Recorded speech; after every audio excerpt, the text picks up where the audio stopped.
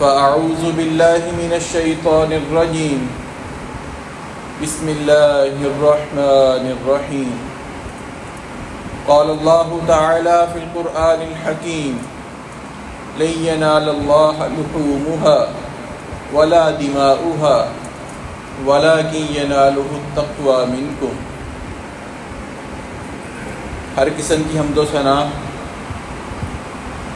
کبریائی، بڑائی اللہ وحدہ لا شریک کی ذات کے لیے، جو اکیلا ہی اس کائنات کا خالق و مالک ہے۔ لاکھوں کروڑوں درود و سلام سید الاولین، امام الانبیاء، فخر الانبیاء، سرتاج رسول جناب محمد الرسول اللہ صلی اللہ علیہ وسلم کی ذات اقدس پر۔ ذی الحجہ کا مہینہ اللہ رب العزت کے توفیق کے ساتھ شروع ہے، اور اللہ رب العزت کی توفیق سے ہم اس عشرے کے اندر اللہ کی دی ہوئی توفیق کے مطابق نیک اعمال بھی کر رہے ہیں۔ اللہ تعالیٰ سے دعا ہے کہ اللہ رب العزت ہم سب کی ہوئی عبادات کو قبول و منظور فرمائے۔ ان عبادات میں سے ایک بہترین عبادت جو اللہ رب العزت کے نزدیک ہے، وہ 10 تاریخ کو اللہ رب العزت کے نام پر قربانی کرنا ہے۔ ہر سال اللہ رب العزت کے برگزیدہ نبی سیدنا ابراہیم علیہ السلام کی سنت کو زندہ کرتے ہوئے کئی مسلمان ہر ملک کے اندر اللہ رب العزت کے دیے ہوئے مال سے قربانی کرتے ہیں، لیکن قربانی کرنے سے پہلے ہمیں چند باتوں کا خیال رکھنا ضروری ہے کہ اگر ان کا خیال نہ رکھا جائے تو باوجود اس کے کہ ہم بہترین جانور خریدیں، باوجود اس کے کہ ہم مہنگا ترین جانور خرید لیں، لیکن اگر ان باتوں کا خیال نہ رکھا جائے تو وہ عبادت، وہ قربانی اللہ رب العزت کے ہاں منظور نہیں ہوتی۔ سب سے پہلی بات، انسان کے اندر اخلاص کی نعمت پیدا ہو جائے۔ انسان جب نیک اعمال کرے، عبادات کرے، بالخصوص قربانی کرے، تو اس کی نیت اللہ رب العزت کے ساتھ خالص ہونی چاہیے، جیسا کہ اللہ رب العزت نے قرآن کریم میں بیان فرما دیا، قُلْ إِنَّ صَلَاتِي وَنُسُكِي وَمَحْيَايَ وَمَمَاتِي لِلَّهِ رَبِّ الْعَالَمِينَ۔ اے پیارے حبیب صلی اللہ علیہ وسلم، آپ کہہ دیجئے کہ میرا نماز پڑھنا، میرا قربانی کرنا، میرا زندہ رہنا، میرا مرنا اللہ رب العزت کی ذات کے لیے ہے۔ اور اللہ رب العزت کے پیارے حبیب صلی اللہ علیہ وسلم نے اس کی وضاحت بھی فرمائی، فرمایا ان اللہ لا يقبل من العمل الا ما كان له خالصا۔ اللہ کے ہاں کوئی عمل قابل قبول نہیں ہے۔ اللہ رب العزت ہماری مقدار کو نہیں دیکھتا کہ کتنا بڑا جانور اللہ کے راستے میں قربان کیا ہے۔ فرمایا اللہ اس چیز کو قبول کرتا ہے جو صرف خالص اللہ کی رضا کے لیے کی جائے۔ وَابْتُغِيَ بِهِ وَجْهُهُ، اور انسان کی نیت یہ ہو، یہ قربانی کرنے لگا ہوں، یہ نیک اعمال کر رہا ہوں، صرف اللہ کی رضا مقصود ہے۔ فرمایا اس کے علاوہ انسان کی نیت میں اگر ریاکاری پیدا ہو جائے تو اللہ رب العزت اس کی عبادت کو قبول نہیں کرتے۔ آج آقا علیہ السلام کی حدیث کی جو پیشین گوئی تھی وہ سچ ثابت ہو رہی ہے۔ آپ نے ایک دن صحابہ کرام کو مخاطب ہو کر فرمایا، ان اخوف ما اخاف علیکم الشرک الاصغر۔ اے میرے صحابہ، مجھے تو سب سے زیادہ ڈر لگتا ہے اپنی امت سے، وہ مجھے ڈر یہ ہے کہ میری امت شرک اصغر میں مبتلا ہو جائے گی۔ صحابہ کرام نے گزارش کی، اللہ کے رسول یہ شرک اصغر کیا ہے؟ فرمایا الریا، لوگوں کو دکھانے کے لیے نیک اعمال کرنا۔ انسان کوئی بھی نیک عمل کرے، مقصد یہ ہے کہ لوگ دیکھ لیں۔ فرمایا مجھے بہت ڈر لگتا ہے اپنی امت سے کہ یہ فتنہ میری امت میں عام ہو جائے گا۔ اور اس کے بعد جو اس حدیث میں الفاظ فرمائے وہ بہت سخت الفاظ ہیں۔ فرمایا قیامت کا دن ہوگا، لوگ اللہ کے سامنے جائیں گے جزا سزا کے لیے، اللہ رب العزت فرمائیں گے اذهبوا الى الذين تراؤون فی الدنیا، آج میرے سامنے حساب کتاب کے لیے نہ آؤ، مجھ سے بدلہ لینے نہ آؤ، بلکہ دنیا میں جن کے لیے اعمال کرتے تھے، جن کو تم نیک اعمال کر کے دکھاتے تھے، ان کے پاس جاؤ، ذرا جا کر دیکھو وہ تمہیں آج بدلہ دے سکتے ہیں کہ نہیں دے سکتے۔ آج سوشل میڈیا کا دور ہے، قربانی کا جانور لینا ہو، ہمارا سٹیٹس اس بات کا گوارا نہیں کرتا کہ میں کوئی سستا جانور خرید لوں، اگرچہ میری جیب مہنگا جانور خریدنے کی اجازت نہیں دیتی، لیکن میں نے معاشرے میں جینا ہے، میں نے معاشرے میں لوگوں کو بتانا ہے کہ میں نے 50-40 ہزار کا بکرا نہیں لیا، بلکہ 1.25 لاکھ کا 1.5 لاکھ کا بکرا لیا، اور پھر اس کے اوپر ولاگنگ کرنی ہے۔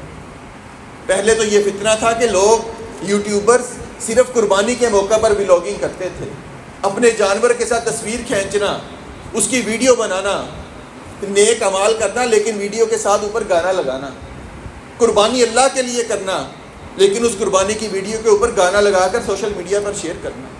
یہ تو شاید کچھ سال پہلے کی بات ہے، لیکن اب فتنہ اس قدر زیادہ ہو چکا ہے ریاکاری کا۔ جن کو ہم فالو کرتے ہیں، آج کل کی نوجوان نسل جن کے یوٹیوب پر جا کر ولاگنگ دیکھتی ہے، ان کے لیے تو نماز پڑھنے سے پہلے بھی کیمرہ آن کرنا ضروری ہے۔ وہ کیمرے کو آن کرتے ہیں، دیکھتے ہیں کہاں پر جا نماز صحیح آ رہا ہے، وہاں پر نماز ادا کریں گے، پھر ہاتھ اٹھا کر دعا کریں گے، آنسو بھی بہائیں گے، پھر تسبیح کے ساتھ تسبیح کریں گے، پھر قرآن کریم کی تلاوت کریں گے، پھر اس ویڈیو کو اپلوڈ کر دیں گے کہ الحمدللہ میں نے فلاں نماز ادا کر لی ہے۔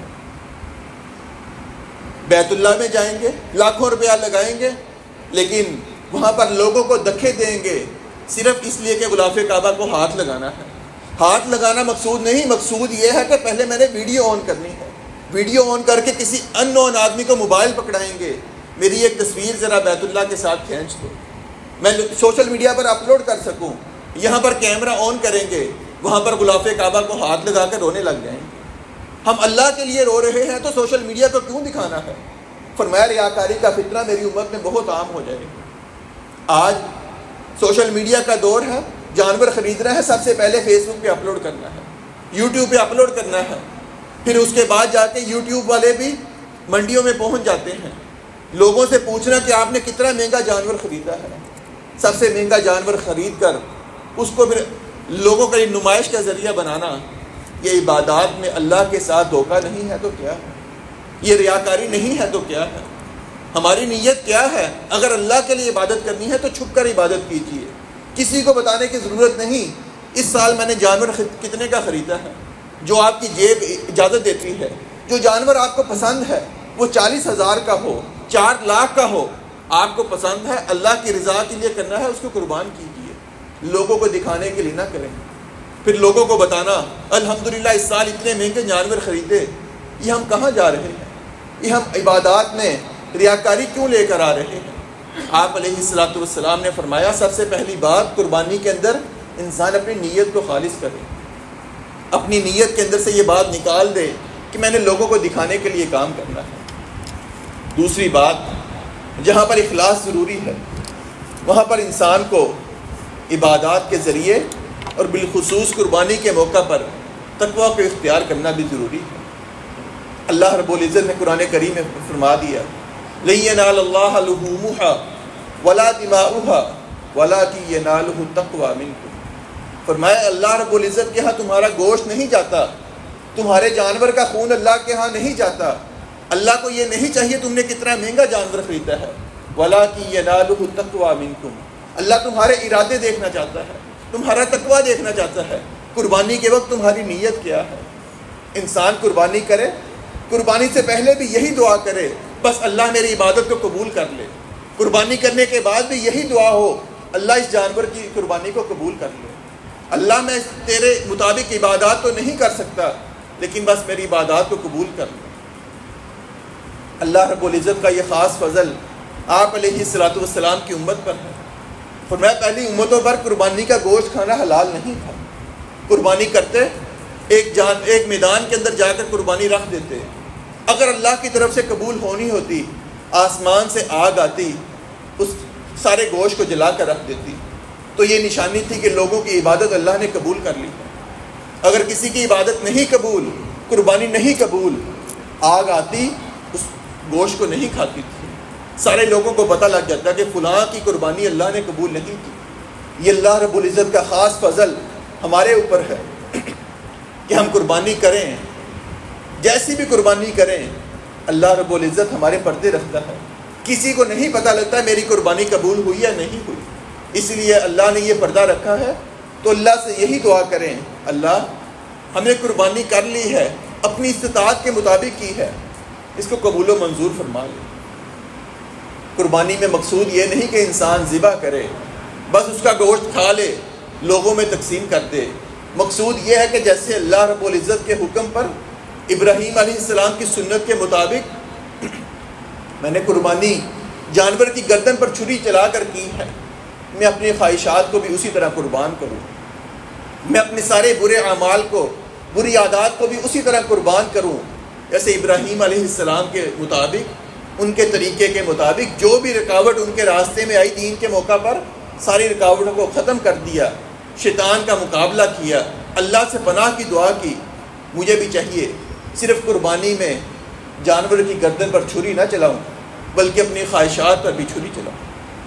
اس کے متعلق ہم تھوڑا سا آگے جا کر گفتگو کرتے ہیں، لیکن قربانی سے متعلق تیسری بات یہ ہے کہ قربانی کرنے سے پہلے وہ افراد کہ جن کا مال حرام کا ہے، جو افراد سودی کاروبار کرتے ہیں، جو رشوت لیتے ہیں، رشوت دیتے ہیں، جو آدمی یتیموں کا مال کھاتے ہیں، جو آدمی اپنی بہنوں کا وراثت سے حق کھا جاتا ہے، اس طرح کے آدمی کی قربانی اللہ کے ہاں قابل قبول نہیں۔ انسان لاکھوں کی قربانی کر لے، 1 روپیہ بھی حرام کا ہوا، 1 روپیہ بھی سودی کاروبار کا ہوا، کسی کا حق کھایا ہوا، کسی کے ساتھ ظلم کیا ہوا، حرام کی کمائی ہوئی، تو آپ علیہ السلام نے فرمایا ایھا الناس، اے لوگو، ان اللہ طیب، اللہ رب العزت کی ذات پاکیزہ ہے، لا یقبل الا طیبا، اللہ رب العزت صرف پاکیزہ مال سے کیا ہوا صدقہ قبول کرتے ہیں۔ ایک طرف انسان نے چھوٹا جانور کیا ہو، 25-30 ہزار کا وہ مل گیا ہو، اللہ کے ہاں یہ قابل قبول ہے، بجائے اس کے کہ انسان 5 لاکھ کا جانور خریدے، اس کے اندر حرام کا پیسہ ہو۔ فرمایا اللہ حرام کے پیسے سے کی ہوئی عبادات کو قبول نہیں کرتا۔ تو وہ لوگ جو سودی کاروبار کرتے ہیں، رشوت کا کام ہے، بہنوں کا حق کھا چکے ہیں، ان کی قربانی اللہ کے ہاں قابل قبول نہیں ہے۔ ان کو چاہیے قربانی کرنے سے پہلے اپنے گناہ کی معافی مانگیں، جس کا حق کھایا ہے اس کا حق اس کو واپس کریں، پھر جا کر اللہ کے ہاں عبادت کریں، اللہ کے ہاں قربانی کریں، پھر جا کر اللہ کے ہاں ان کی عبادت، ان کی قربانی قابل قبول۔ اس کے بعد وہ لوگ جو نماز ادا نہیں کرتے، نماز نہ پڑھنا اور قربانی کرتے چلے آنا، اللہ کے ہاں شاید یہ بھی قربانی قابل قبول نہ ہو۔ بلکہ اللہ رب العزت نے قرآن کریم میں لوگوں کے کفر کا ذکر کیا، فرمایا کہ وہ صدقہ کرتے ہیں، خیرات کرتے ہیں، اللہ رب العزت ان کا صدقہ قبول نہیں کرتا۔ وجہ یہ ہے کہ انہوں نے اللہ کے ساتھ، اللہ کے رسول کے ساتھ کفر کیا اور نمازوں میں سستی کرتے ہیں۔ یہاں تک کہ علماء کے فتوے موجود ہیں کہ آپ قربانی کریں، اگر آپ نماز نہیں پڑھتے تو آپ کی جو کی ہوئی قربانی ہے کسی مسلمان کے لیے کھانا جائز نہیں ہے۔ فرمایا بین العبد و بین الکفر ترک الصلاۃ، نماز پڑھنا، نماز نہ پڑھنا، فرمایا یہ حد فاصل ہے کافر کے درمیان۔ جو نماز پڑھتا ہے وہ مسلمان ہے، جو نماز نہیں پڑھتا وہ کافر ہے۔ تو علماء نے لکھا ہے کہ جو نماز نہیں پڑھتا گویا کہ وہ کافر ہے، مسلمان ہو گیا تھا، نماز چھوڑ دی، کافر ہو گیا، کفر کر لیا، تو اس کا مطلب وہ مرتد ہو چکا ہے۔ حتیٰ کہ لوگوں نے کہا، علماء نے کہا، اگر یہود و نصارہ قربانی کریں آپ ان کا دیا ہوا کھا سکتے ہیں، لیکن ایک آدمی جو نماز چھوڑ دے، جو مرتد ہو چکا ہے، اس کی قربانی کھانا قابل قبول نہیں۔ تو عبادات میں قبول کرنا اللہ رب العزت کے ہاں ہے، ہم کسی پر فتویٰ نہیں لگا سکتے، لیکن قرآن کریم کے آیت کے مطابق جہاں پر اللہ نے ان کے صدقے کو قبول نہ کرنے کی وجہ بتائی، وہ نماز میں سستی کرتے ہیں۔ جہاں پر آپ نے مہنگا جانور خریدنا ہے، اس سے پہلے اللہ سے پچھلی نمازوں کی معافی مانگیں، توبہ کریں، اللہ جو گزر گئی، آج کے بعد میں نماز میں سستی نہیں کروں گا. آپ کی توبہ کریں، اس کے بعد قربانی کریں. اللہ رب العزت ہماری قربانیوں کو قابل قبول کرے. اس کے بعد انسان اگر قربانی کرے اور اس میں شراکت داری کرے، حصہ ڈال لے، بڑی قربانی ہے، اس میں حصہ ڈالنا ہے، تو اس میں دو باتوں کا بالخصوص خیال رکھنا ہے. اگر انسان حصہ دار ہے، اس کی قربانی کے جتنے حصے والے ہیں ان کے بارے میں انسان کو یقین ہونا چاہیے کہ ان کا عقیدہ درست ہے، وہ خرافات سے پاک ہیں، وہ نماز پڑھنے والے ہیں. کیونکہ سب کی طرف سے مشترکہ طور پر ایک قربانی، ایک جان اللہ کے ہاں قربان ہونی ہے. اگر اس کے اندر 6 حصے دار ایسے ہیں تو نماز پڑھنے والے ہیں جن کا عقیدہ بھی درست ہے. اگر ایک کا عقیدہ درست نہ ہوا تو شاید کہ باقیوں کی قربانی بھی اللہ کے ہاں قبول نہ ہو، کیونکہ ایک جان نے اللہ کے ہاں جانا ہے. وہ جان میں اگر ملاوٹ ہو گئی، آمیزش ہوگی کہ کوئی بے نماز ہے، کسی کا عقیدہ خراب ہے، تو وہ قربانی بھی شاید قابل قبول نہ ہو. اسی لیے قربانی میں حصہ دار بننا ہے، شراکت داری کرنی ہے تو سوچ سمجھ کر کیجیے. ان لوگوں کو دیکھیے، ایسے ادارے موجود ہیں جو نیک لوگوں کی قربانی کرتے ہیں، جو صرف حصہ ڈالتے ہیں، نمازی حضرات کا حصہ ڈالتے ہیں. آپ نے حصہ ڈالنا ہے، ان کے پاس جائیں تاکہ نمازی حضرات، اہل عقیدہ لوگوں کا حصہ ڈالے اور آپ کی قربانی اللہ کے ہاں قبول ہو سکے. اور دوسری بات، جو آج کل ٹرینڈ چل چکا ہے کہ ہم اتنے مہذب ہو چکے ہیں، اتنے پاکیزہ ہو چکے ہیں کہ قربانی کے جو فضول چیزیں ہیں، جو خون نکلنا ہے، اس کی بدبو ہے، یہ ہمارے گھر والوں کے لیے نقصان کا باعث بن جاتا ہے. ہم قربانی گھر میں نہیں کرتے، ہم آن لائن آرڈر کرتے ہیں. آن لائن قربانی کی بکنگ کر لی کہ اتنے بجے اتنا گوشت میرے گھر آ جائے گا. اس کے اندر کچھ باتیں شک و شبہات والی باقی ہیں. پہلی بات یہی کہ کوئی پتہ نہیں آپ کے شراکت دار نماز پڑھتے ہیں کہ نہیں پڑھتے. کوئی پتہ نہیں کہ ان کی قربانی، ان کا عقیدہ درست ہے یا نہیں درست. اور اس سے بڑی بات، کچھ سالوں سے یہ بھی پتہ لگ رہا ہے کہ جو قربانی کرتے ہیں وہ پہلے بتا دیتے ہیں آپ کو 17 یا 18 یا 20 کلو گوشت ملے گا، اس سے زیادہ یا کم نہیں ملے گا. بعد میں وہ قربانی کرتے ہیں، گوشت زیادہ ہو جائے اس کے وہ 7 کی جگہ 8 حصے کر لیں، کم ہو جائے 6 حصے کر لیں. اور اس سے بھی بڑی بات کہ پچھلے سال یہ بھی پتہ لگا، آن لائن قربانی کرنے والوں نے قربانی کے وقت سے پہلے ہی، عید کی نماز پڑھنے سے پہلے ہی قربان کر لیے کہ آرڈر زیادہ ہے، لوگوں کو ٹائم پر پہنچانا ہے. صبح فجر کے بعد قربانی کر لی تاکہ ٹائم پر لوگوں کے گھر گوشت دیا جائے.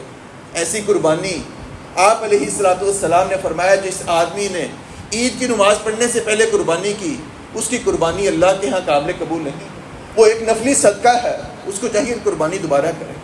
اس لیے آن لائن آرڈر کرنا ہو، آن لائن بکنگ کرنی ہو، پہلے یہ دیکھیں وہ آدمی کون ہے، کیا اہل عقیدہ ہیں، کیا نماز پڑھنے والے ہیں، کیا وہ لوگوں کے سامنے قربانی کریں گے، کیا وہ گوشت کی تقسیم اسی حساب سے کریں گے جو گوشت نکلے گا.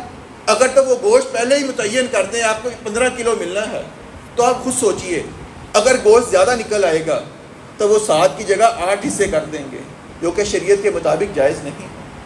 اور یہی بات کہ قربانی وہ عید سے پہلے کرتے ہیں یا عید کے بعد کرتے ہیں. اس لیے قربانی میں حصہ ڈالنے سے پہلے ان باتوں کا خاص خیال رکھیں. اس کے بعد انسان اگر قربانی کرنے لگا ہے تو اس کو چاہیے زائد قربانی اگر کرنا چاہتا ہے. اللہ نے مال دیا ہے، اللہ رب العزت نے مال دیا ہے، تو آپ علیہ السلام کی یہ بھی سنت تھی کہ آپ ان صحابہ اکرام کے درمیان قربانیاں تقسیم کر دیتے جن کے پاس قربانی کرنے کی استطاعت نہیں. آج میں گھر کے اندر 10 قربانیاں کروں، میرا رشتہ دار، میری مسجد کا امام، میری مسجد کا خادم لوگوں کے گھروں میں جا کر گوشت اکٹھا کرے، تو میں 10 قربانیاں کروں. کیا میرے 10 قربانیاں کرنا افضل ہے یا میں 8 قربانیاں کر کے ایک جانور اپنے امام مسجد کو لا کر دے دوں، ایک جانور میں اپنے کسی رشتہ دار کو دے دوں کہ تیرے بھی بچے ہیں، ان کا بھی دل کرتا ہے جانور کے ساتھ کھیلنے کو، میں 8 قربانیاں کر لوں گا، ایک قربانی آپ کر لیجیے. یہ سنت بھی آپ علیہ السلام کی ہے، اس کو زندہ کرنا چاہیے. اور اس سال سوشل میڈیا پر آواز اٹھائی گئی کہ جہاں پر ہم اپنی قربانیاں کرتے ہیں وہاں پر نمازی حضرات کو یہ بھی چاہیے کہ مل جل کر ایک جانور امام مسجد کو، ایک جانور مسجد کے خادم کو بھی لے کر دیجیے. ہم خود بے شک 70,000 کا 80,000 کا بکرا لے لیں، کوئی 4-5 نمازی مل کر کسی ایک امام مسجد کو، کسی ایک مسجد کے خادم کو جانور نہیں لے کر دے سکتے؟ کیا ہمارے معاملات اس وقت خراب ہو جاتے ہیں؟ اپنے لیے ہم جب کھانا چاہیں 10-10 ہزار کا کھانا ایک وقت میں لگا دیں، کہ 5-5 ہزار روپیہ دیتے ہوئے کوئی 5-6 نمازی مل کر مسجد کے خادم کو بکرا نہیں لے کر دے سکتے؟ یہ بھی آپ علیہ الصلوۃ والسلام کی سنت ہے کہ آپ صحابہ اکرام کے درمیان قربانیاں تقسیم کیا کرتے ہیں۔ گھر والوں کی طرف سے ایک قربانی بھی کرنا چاہیں تو آپ علیہ الصلوۃ والسلام نے فرمایا کہ جن لوگوں کا گھر کا خرچ اکٹھا ہو، گھر کا سربراہ ایک ہو، ان کی طرف سے ایک قربانی کر سکتے ہیں۔ آپ زیادہ قربانیاں کرنا چاہیں کریں، لیکن کسی اور کو بھی کوئی قربانی لے کر دیں تاکہ اللہ رب العزت آپ کا دیا ہوا مال بھی قبول فرما لے، اور آپ نے جو مال اضافی خرچ کیا ہے اس کے بدلے اللہ رب العزت آپ کے گناہوں کو بھی معاف کرتے ہیں۔ تو زائد قربانیاں کرنی ہوں، جیسا کہ ہمارے ہاں یہ بھی ٹرینڈ ہے کہ گھر کے جتنے افراد ہیں اتنی قربانیاں کرنی ہیں، یہ آپ علیہ الصلوۃ والسلام سے طریقہ ثابت نہیں۔ آپ علیہ الصلوۃ والسلام کا معمول تھا، آپ ہمیشہ 2 قربانیاں کیا کرتے، 2 بکرے ذبح کیا کرتے یا 2 مینڈے ذبح کیا کرتے تھے۔ تو آپ زائد قربانیاں کرنا چاہیں ضرور کریں، اس کا گوشت لوگوں میں تقسیم کریں، لیکن کبھی کوئی قربانی لے کر پوری قربانی کسی کو لے کر دے دیں تاکہ اس کے بچے بھی اس کے ساتھ کھیل کر، غریب لوگ ہیں آپ کو دعا دیں گے، اللہ رب العزت ایسے لوگوں کی دعا رد نہیں کرتے۔ اور اس کے بعد جہاں پر جانور کی گردن پر چھری چلانی ہے وہاں پر اپنی انا کو بھی ختم کرنا ہے۔ ہم سالہ سال سے کتنے سال قربانیاں کرتے آئے، لیکن میری انا، میرا تکبر، میری میں نہیں مر سکی، میں جانور کی گردن پر چھری چلاؤں گا، لیکن جو تعصب میرے اندر رشتہ داروں کے بارے میں ہے، جو دوست احباب کے اندر میرا مقام بن چکا ہے، میں اس مقام سے نیچے نہیں آنا چاہتا۔ تکبر کو بھی ختم کرنا ہے۔ آپ علیہ الصلوۃ والسلام کی سنت کے مطابق احادیث کو دیکھا جائے تو کئی طریقے ہیں جس قسم کا تکبر ہمارے اندر پایا جاتا ہے۔ سب سے پہلی بات، جب انسان تھوڑا سا اپنا مقام اونچا کر لے، تھوڑی مال و دولت اللہ رب العزت کسی کو دے دیں تو وہ صرف اپنی بات کو سچ سمجھتا ہے، اپنی بات کو حق سمجھتا ہے۔ کوئی 2 لفظ پڑھنے کے آ جائیں، کوئی 2 لفظ کاروبار کے سیکھ لے، وہ سمجھتا ہے سارے کاروبار کا طریقہ، سارا لین دین صرف مجھے آتا ہے، میرے علاوہ کسی کو نہیں آتا۔ آپ علیہ الصلوۃ والسلام نے فرمایا الکبر بطر الحق، تکبر یہ ہے کہ انسان حق بات کو جھٹلا دے، انسان یہ سوچے کہ میرے سامنے میری بات حد آخری ہے، میرے بعد کوئی بات نہیں کر سکتا، میری بات فیصلہ کن ہے۔ اس کے سامنے اگر کوئی چھوٹا کوئی بڑا بولے اس کو غصہ آ جاتا ہے کہ میری بات کا جواب دیتا ہے، میرے سامنے بات کرتا ہے، میرا اتنے سال کا تجربہ ہے۔ فرمایا وہ بے شک غلط ہی کیوں نہ ہو لیکن وہ اپنی بات پر ڈٹ جاتا ہے۔ فرمایا تکبر یہ ہے کہ بطر الحق، حق کو جھٹلا دینا۔ دوسری روایت میں فرمایا الکبر غمط الناس، تکبر یہ ہے انسان کے پاس کوئی حسن آ جائے، انسان کے پاس مال آ جائے، انسان کے پاس علم آ جائے، کوئی عہدہ آ جائے، فرمایا اپنے دوستوں کو، اپنے قریبی رشتہ داروں کو نیچا دیکھنا شروع کر دے کہ میرا مقام یہ ہے، میرے رشتہ دار، میرے دوست یہاں ہیں۔ کسی بھی محفل میں جاتا ہے اس کو یہی ہوتا ہے کہ بس لوگ میری طرف دیکھیں، میری بات کو سنیں، میری طرف متوجہ ہوں۔ اس کے نزدیک لوگوں کی ویلیو کوئی نہیں ہے، خود وہ اے سی کے کمرے سے باہر نہیں آ سکتا، اور جو لوگ اس کے دوست، جو اس کے ملازمین گرمی میں کام کرتے ہیں اس کا اس کو خیال نہیں ہے۔ ان کو بے شک 10-10 15-15 منٹ گرمی میں کھڑا ہونا پڑے، اس کے لیے کوئی معنی نہیں ہے، کیونکہ اس کا اپنا لیول ان سے اونچا ہے۔ فرمایا لوگوں کو نیچا دیکھنا یہ بھی تکبر کی ایک علامت ہے۔ اسی طرح آپ علیہ الصلوۃ والسلام نے یہ بھی فرمایا خاندان کی عزت کے لیے جھوٹ بولنا، خاندان کی عزت بچانے کے لیے بڑی بڑی باتیں کرنا، فرمایا یہ بھی تکبر کی علامت ہے۔ آپ علیہ الصلوۃ والسلام کے زمانہ مبارک میں ایک عورت نے زنا کیا، شادی شدہ تھی، اس کے بارے میں فیصلہ آیا، اس کے خاوند نے یہ شکایت لگائی کہ اللہ کے رسول اس نے زنا کیا۔ خاوند بیوی کا معاملہ تھا، آپ نے لعان کروایا کہ خاوند نے 5 قسمیں اٹھائی کہ میری بیوی جھوٹی ہے، بیوی نے بھی 4 قسمیں اٹھا لی، 5ویں قسم اٹھانے لگی۔ آپ علیہ الصلوۃ والسلام نے اس کو مخاطب کر کے کہا کہ اے عورت، یہ 5ویں قسم اٹھانے سے پہلے سوچ لے، یہ آخری قسم ہے، اس پر فیصلہ ہو جائے گا۔ اگر تو نے قسم اٹھا لی تو اس پہ فیصلہ ہو جائے گا۔ وہ عورت تھوڑی دیر کے لیے رکتی ہے۔ صحابہ کرام کہنے لگے، ہمیں لگا شاید یہ اپنی بات مان جائے، شاید کہ اپنی غلطی تسلیم کر لے، اس کے پاؤں ڈولنے لگے، لیکن کہنے لگی لا افضح قومی سائر اليوم، میں اپنی قوم کو، اپنے قبیلے کو ہمیشہ کے لیے بدنام نہیں کرنا چاہتی۔ اس نے 5ویں قسم بھی اٹھا لی، دنیاوی معاملات میں وہ بری ہو گئی، لیکن آپ علیہ السلام نے پیشین گوئی فرمائی کہ اگر اس نے کالے رنگ کا بچہ جنا تو واقعتاً اس نے زنا کیا ہے۔ ایسا ہی ہوا، اس نے جو بچہ جنا وہ کالے رنگ کا تھا، لیکن آپ علیہ السلام نے فرمایا اس نے دنیا کے معاملے میں قسم اٹھا لی، اس کا معاملہ ہم سے بری ہو گیا ہے، لیکن یہ اللہ کے ہاں جواب دہ ہو۔ تو دیکھا گیا کہ اس عورت نے صرف اپنے خاندان کی عزت بچانے کے لیے جھوٹی قسم اٹھا لی۔ تو یہ معاملہ ہمارے درمیان بھی ہے، اپنے خاندان کی عزت بچانے کے لیے انسان جھوٹ بولے، تکبر کرے کہ میرا خاندان، ہر وقت اپنے خاندان کی بات کرنا، اپنی برادری کی بات کرنا، یہ بھی تکبر کی علامت ہے۔ اور ایک تکبر کی علامت آپ علیہ السلام نے اور بھی بیان فرمائی، ثلاثۃ لا یکلمہ اللہ فی یوم القیامہ ولا یزکیہم ولہم عذاب علیم، او کما قال علیہ السلام۔ فرمایا 3 قسم کے ایسے لوگ ہیں، قیامت کا دن ہوگا، اللہ رب العزت نہ ان سے کلام کریں گے، نہ نظر رحمت سے ان کی طرف دیکھیں گے، نہ ان کو گناہوں سے پاک کریں گے، اور ان کے لیے دردناک عذاب ہے۔ آپ نے 3 دفعہ یہ الفاظ دہرائے۔ صحابہ کہنے لگے اللہ کے رسول، وہ تو پھر نامراد ہو گئے، وہ تو ہلاک ہو گئے، کون ہیں وہ لوگ؟ آپ نے فرمایا المسبل ازارہ، فرمایا جس کا تہ بند، جس کی شلوار، جس کی پینٹ ٹخنوں سے نیچے رہتی ہے۔ فرمایا یہ آدمی ایسا ہے جس کو قیامت کے دن اللہ رب العزت نظر رحمت سے نہیں دیکھے، اس کو گناہوں سے پاک نہیں کریں گے، اس کے لیے دردناک عذاب ہے۔ دوسرا وہ آدمی جو احسان جتلانے والا ہے، کسی پر نیکی کی، تھوڑے دن کے بعد اس نے اگر کوئی آپ کے خلاف بات کر دی، اس کے پاس جا کر یہ کہنا تجھے یاد نہیں تیرے اوپر میں نے فلاں احسان کیا، تو میرے خلاف بات کرتا ہے۔ فرمایا احسان جتلانے والے کا بھی یہی معاملہ ہے۔ اور تیسرا وہ آدمی جو جھوٹی قسم اٹھا کر اپنا مال بیچتا ہے، قیامت کے دن ایسے تینوں آدمیوں سے اللہ کلام بھی نہیں کریں گے، اللہ نظر رحمت سے نہیں دیکھیں گے، ان کے لیے دردناک عذاب بھی ہے، اور ان کو گناہوں سے پاک بھی نہیں کیا جائے گا۔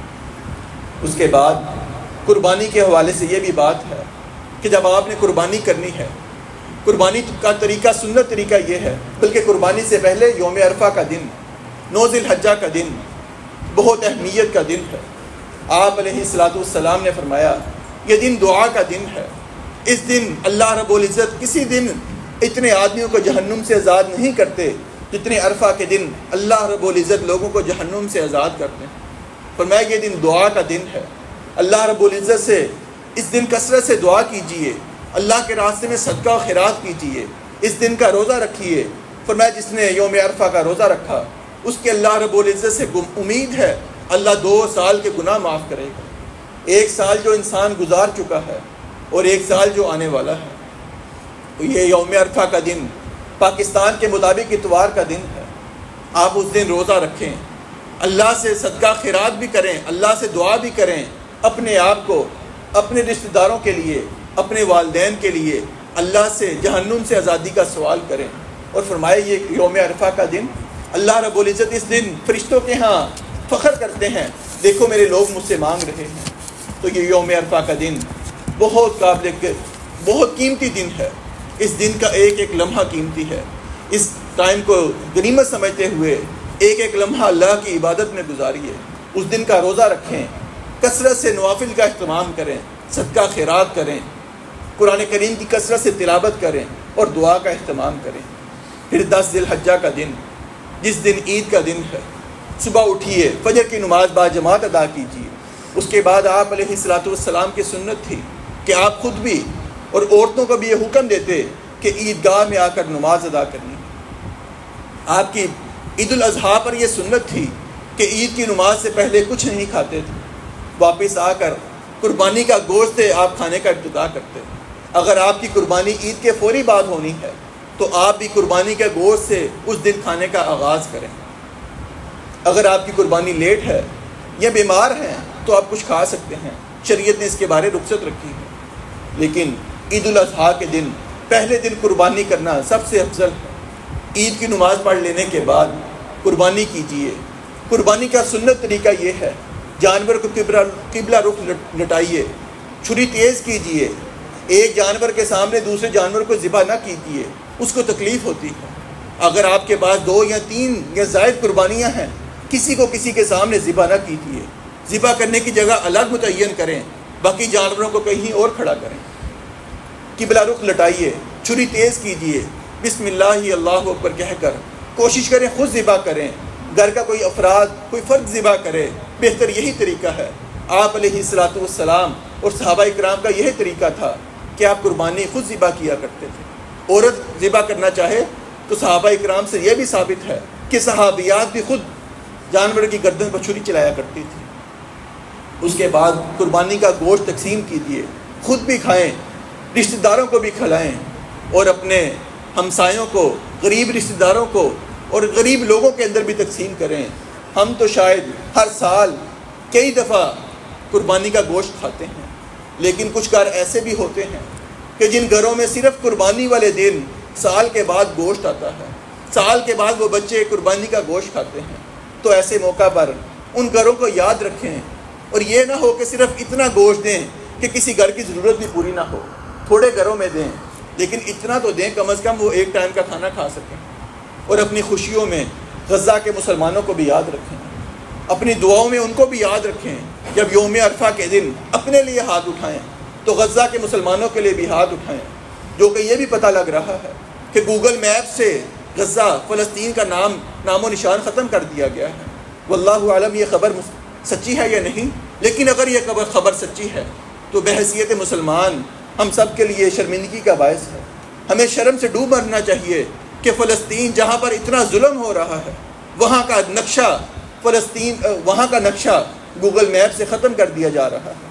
اللہ تعالیٰ سے دعا ہے اللہ رب العزت مسلمانوں کے حالات پر رحم فرمائے، مسلمانوں کے لیے آسانیوں والا معاملہ فرمائے، جہاں بھی مسلمان مظلوم ہیں اللہ ان کی مدد فرمائے۔ وآخر دعوایا ان الحمد للہ رب العالمین۔